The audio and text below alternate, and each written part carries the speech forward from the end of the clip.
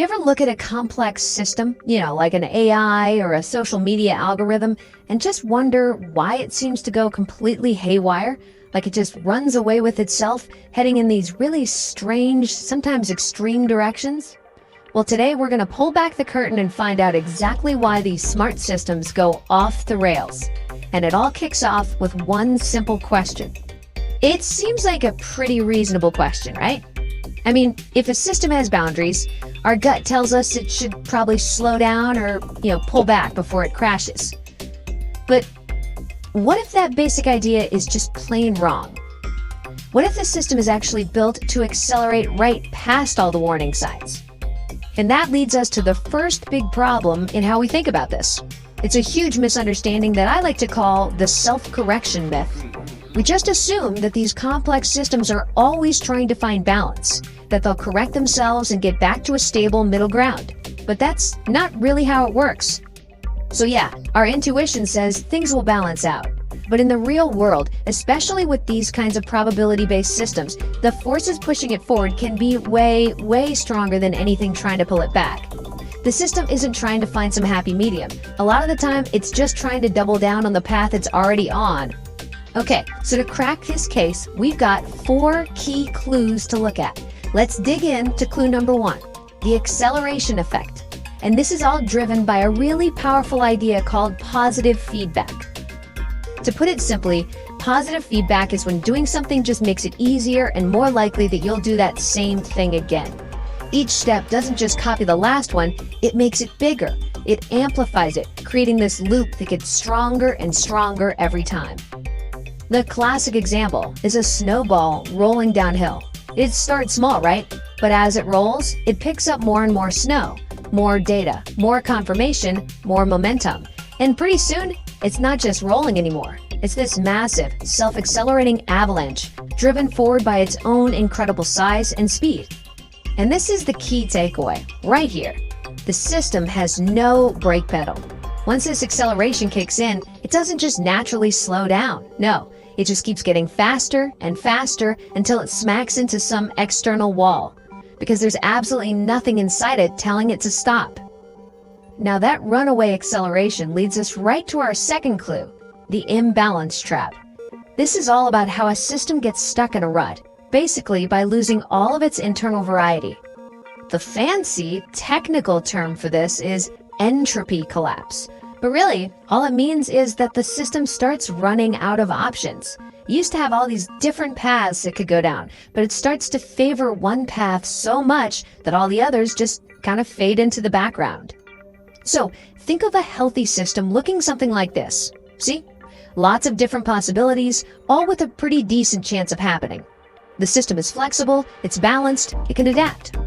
But after this entropy collapse happens, it looks like this. Whoa! One option has almost completely taken over. The others aren't just less likely, they're so weak they can't really influence anything anymore. The system has totally lost its flexibility. And here's the real trap. This loss of variety, it can happen incredibly fast. But once that diversity's gone, the system has no way to get it back on its own. It doesn't automatically try to rebalance. Once that imbalance is there, it tends to stick around. Which, of course, brings us to clue number 3, the one-way path. This is all about how a system's own history locks it into a certain direction and makes it pretty much impossible to turn back. The concept here is called path dependence, and it just means that where a system is today is a direct result of all the steps it took to get here. Every single move it made opened some doors for the future and slammed others shut for good. A fantastic way to picture this is a river carving a canyon. At first the water is just flowing in a shallow little path. But over thousands of years, it carves that path deeper and deeper. And eventually, that river is locked into a massive canyon. It can't just decide one day to go back where it started or pick a new route. Its own history has literally carved its future into stone. And this is the really profound part. The system has no factory reset button, no neutral starting point it can go back to. Any little bias or drift that gets into the system becomes a permanent part of the landscape. It's just baked into the structure of the system forever.